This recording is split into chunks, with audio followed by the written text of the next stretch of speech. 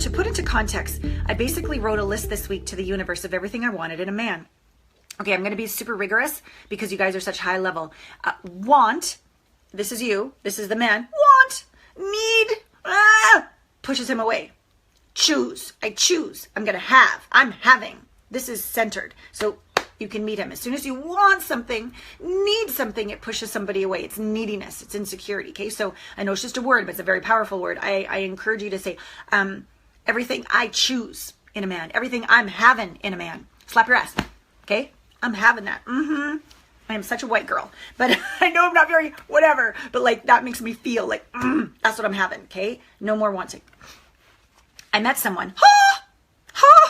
Okay. And it is a really long list, and weirdly, he meets all the criteria. He also really likes me and wants to see me again, but I'm so uncomfortable around him. I've seen him twice, but because historically I've been with guys who I've had a lot of failings, that has somehow made me feel more confident and has allowed me to genuinely connect, I think I'm reading this wrong, with them, even though they've ended up being bad for me. Yet this guy is really confident, successful, handsome, fit, well-grounded. It's freaking me out. And I'm so closed off to him that I'm struggling to make a connection, and I kind of want to run and hide.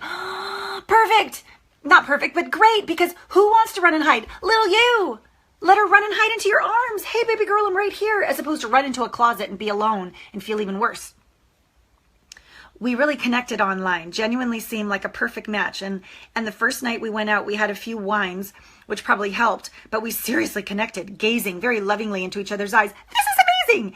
And kissing. The kissing was phenomenal, but tonight we had coffee and I was closed off to him, and I decided to be vulnerable and tell him that I'm not feeling secure at the moment and I want to take it slow. But now I feel like a loser because confidence is really sexy and I definitely didn't have it tonight.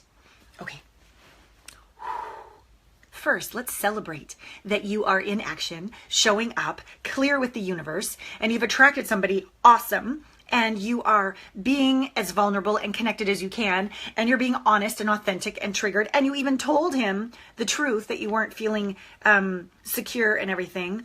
This is beautiful. Conscious relationships are not about, I'm perfect and you're perfect, let's have a perfect life. That's a fake relationship. Conscious relationships, consciousness equals allowance of everything, judgment of nothing.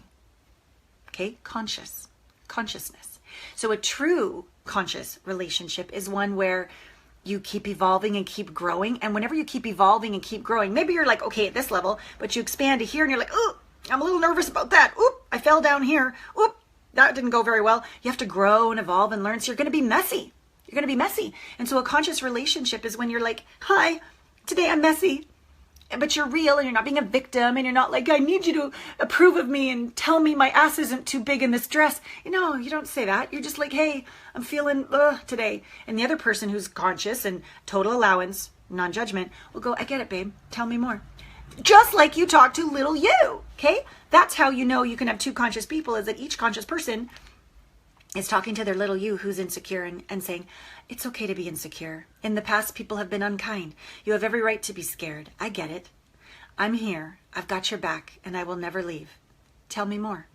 That's how you soothe yourself. That literally creates a new brain synapse. That literally rewires your central nervous system. That literally tells your fight or flight or freeze that's back in your reptilian brain to like calm the fuck down. And then you have these dopamine, oxytocin, like bonding hormones, because in your mind it doesn't know the difference, and you're literally connecting with little you, and you're having a flood of happy hormones in your body, and you're able to stay present, not in your reptilian brain, and you literally rewire yourself as you're there on your date, your phenomenal coffee date.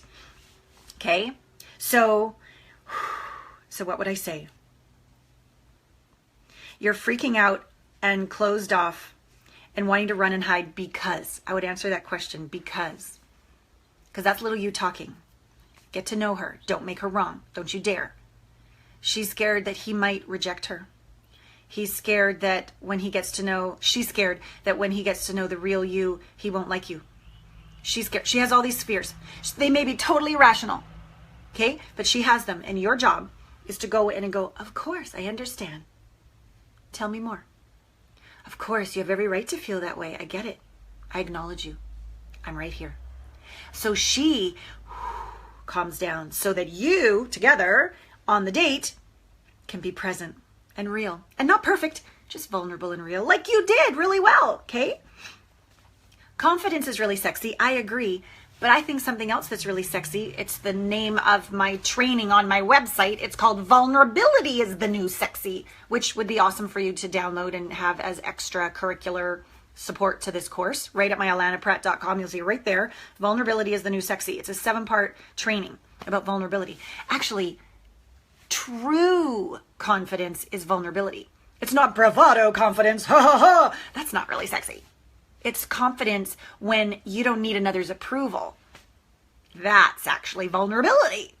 And that's actually sexy. It's just going into the room, being yourself, not needing anything to go a certain way in order to be okay. That kind of confidence is actually vulnerability at its core. And that's sexy.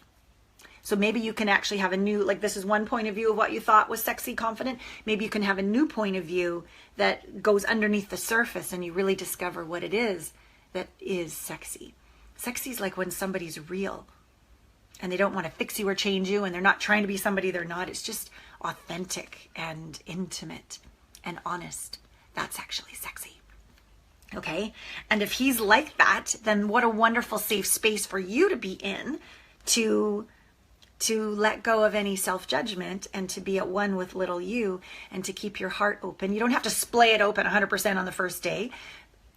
Your heart open is a way of us connecting to source, self, and knowing.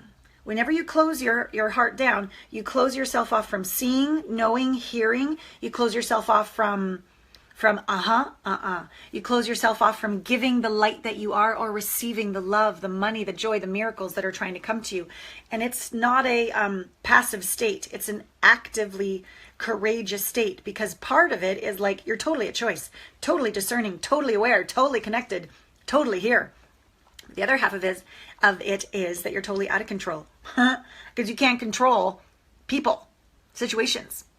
You can respond, but you can't control. So it's a kind of an intense state of total oneness with everything and total uncertainty with the mystery of life. So it's really alive. Okay, takes a lot of courage, takes practice. So be gentle with yourself.